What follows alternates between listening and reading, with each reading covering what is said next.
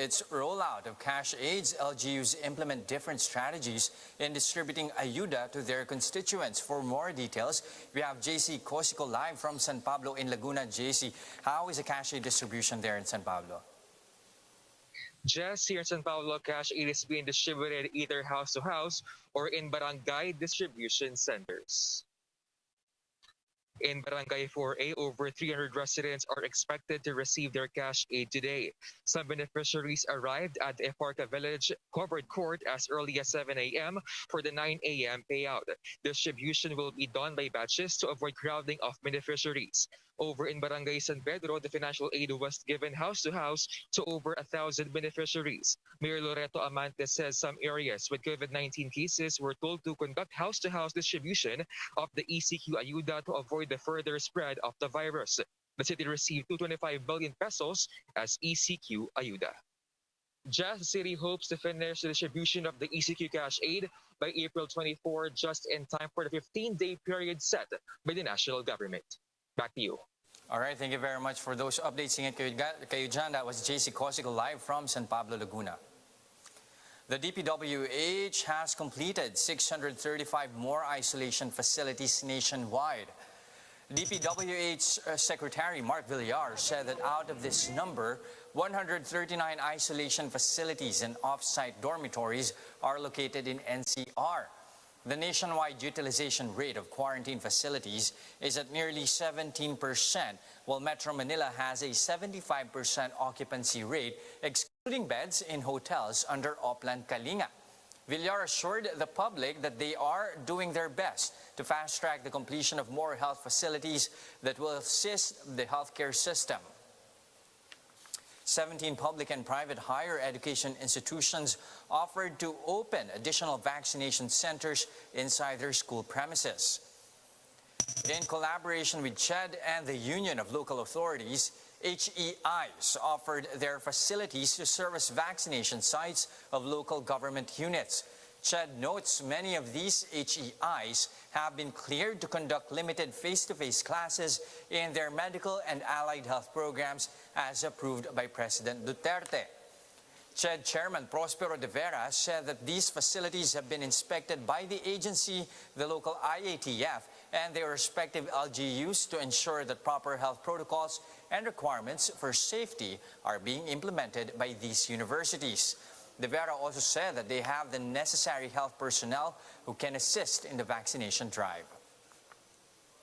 30 out of 56 NCR hospitals are now under full capacity in terms of beds allotted for COVID-19 patients. To let us know how private hospitals are doing, we have on the line Private Hospitals Association of the Philippines President, Dr. Jose De Grano. Good afternoon, Doc.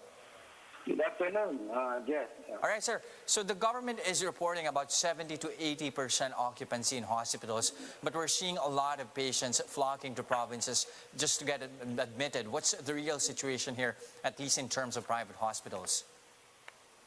The private hospitals has a fixed number of beds in the hospitals, you know, and even if it says there that 80% occupancy, the last 20% usually are already reserved more or less for patients who are waiting at the emergency room or are being still managed at the emergency room. So usually they will tell you that if you call the hospital, they'll tell you that it's already full because there are still waiting patients at the emergency room. So that explains in a way the discrepancy between the actual numbers and the stories that we've been hearing on the ground. Yes, and aside from that,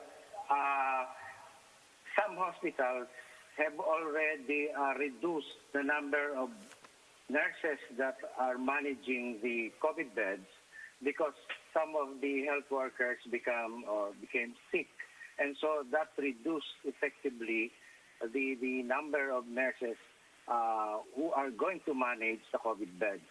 And at the same time, also, that will decrease the number of beds that will be offered to the patients. Speaking of which, Doc, we do We did report as well a number of times already. We have a number of nurses from other regions that are being redeployed in hospitals in Metro Manila. Is it helping so far? Well, it is helping so far, but usually the augmentation personnel coming from Mindanao and Visayas, they are being used by the public hospital or the government facilities, not the private hospitals. Doc, do we still have mechanical ventilators and other equipment ready for more severe infections? Well, I think there are, but the new ones, they usually use the high-flow ventilators right now, not the mechanical ventilators. And that is, they cannot already get supplies from the suppliers with these new high-flow ventilators. But Doc, also among at least the member hospitals, is there a sense here, a need for them to actually increase bed capacity for COVID care, or are you still guys limited, of course, given that there's a depleting number of healthcare workers? Yes, actually the private hospitals would like to really comply with that, with the increase from 20% to 30%. However, we are limited with the number of nurses that we can give them. So we are limited with that with the employees that we have, so that we cannot just increase the number of beds physically, because there will be no healthcare workers that will manage these COVID patients. Okay, so in a way, are you still limited to 30% at this stage? Well, it's 20 to 30% right now. As much as we can, we try to comply with the 30%. But a lot of hospitals really don't have that number of staff to manage the 30%. All right, thank you very much for joining us this afternoon, Dr. Jose De Grano of the Private Hospitals Association of the Philippines. We'll be back with more stories after the break. Keep it here on One News.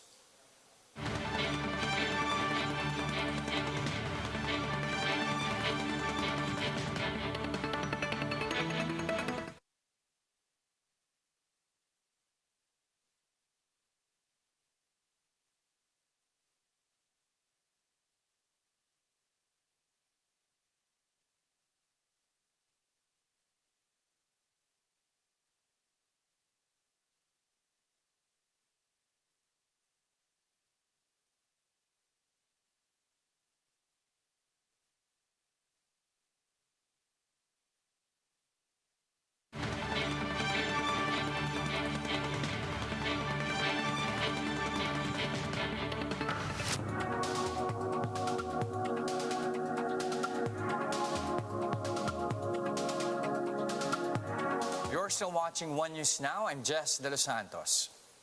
Texas is seeing a decline in COVID-19 cases while infections climb in other states. That's despite lifting the mandatory wearing of face masks and reopening many businesses. How did they do it? Bloomberg's Fiona Rutherford explains on Quick Take Charge. So how did Texas manage to reopen and see a decline in COVID cases? What's going on there?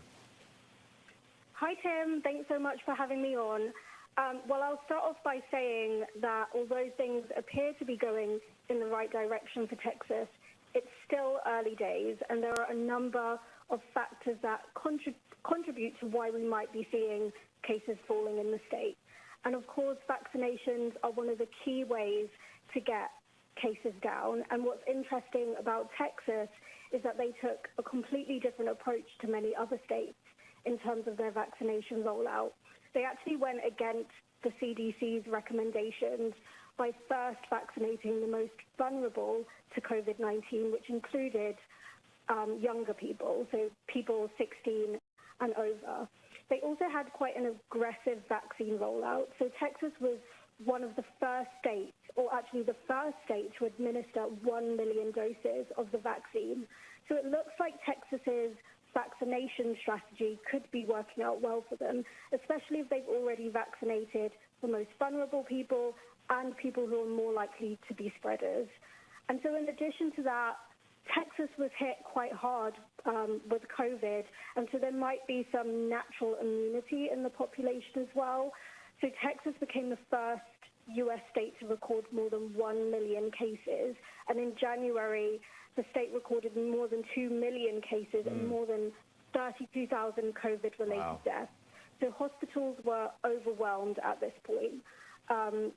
And then finally, another big factor is that there is still an adherence to anti-pandemic measures and a strong public health messaging around wearing masks. So Texans are still masking up, social distancing, despite the mask mandate being lifted. Right. So even though that they're not required to do it in businesses, as you point out in your story, Fiona, many businesses are still requiring it, and the messaging has been effective. So Texans, even if they're not required to wear masks, they still are. So that is a contributing factor as well. What I found so fascinating about your story is you spoke to people who live in Texas, business owners there, customers there. How did business owners feel about the lifted mask mandate and reopening? How do Texans feel about their state's progress? Well, pretty much everyone I spoke to said that all the anti-pandemic measures that were in place before, while the mask mandate was in place, are still in place now, even though it's been lifted. So I spoke to one business owner who said that she has a sign on her door asking people to wear a mask before they enter, and if they don't want to wear a mask, they don't have to come in, but everyone has to wear a mask. And she feels like, you know, people are still quite anxious about COVID, and if people see her staff wearing a mask, then they'll be more comfortable in her store. So that's one of the key reasons she wants to keep her staff and customers masked up. And I also spoke to a restaurant owner who said that they're doing a vaccination drive for their employees and spouses, but even after their employees are vaccinated, they'll still be required to wear a mask. And that, again, was to make sure that their customers feel safe and comfortable in the restaurant. Here are other top stories around the globe. Johnson & Johnson's COVID-19 vaccine is under review by the European Medicines Agency after 4 people suffered blood clots after receiving the vaccine in the U.S. J&J says it is currently working with regulators to assess the data and provide relevant information, but the company maintains that no clear relationship has been established between the blood clots and the Janssen vaccine. Reuters reports that around 5 million people in the U.S. have already received J&J COVID shots, while the 3 recorded cases of serious blood clots are in addition to the 1 person who died from a clotting disorder during Janssen's clinical trial. Pfizer BioNTech is seeking emergency use approval of their vaccine for adolescents aged 12 to 15 in the U.S. This after clinical trials found the vaccine safe and effective in producing robust antibody responses in 12 to 15-year-olds. It isn't clear how long U.S. regulators will review the data from the trial, but U.S. Centers for Disease Control said they expect the vaccine to be authorized for this age group by mid-May. The jab is currently authorized for emergency use in the United States for people aged 16 and up. In Israel, a handful of endangered sea turtles were returned to the Mediterranean waters after surviving an oil spill. In February, crude released by a passing ship on the Israeli coast killed as much as 29 loggerhead turtles. The Israel Nature and Parks Authority managed to save 3 of each species. They meticulously cleaned and fed the turtles with mayonnaise to expel the oil ingested by the snappers. The authorities released the young turtles 5 kilometers from the shore, a distance they hoped would spare the turtles from predators, fishermen, and marine traffic. They are very special animals, and they are in a position of extinction.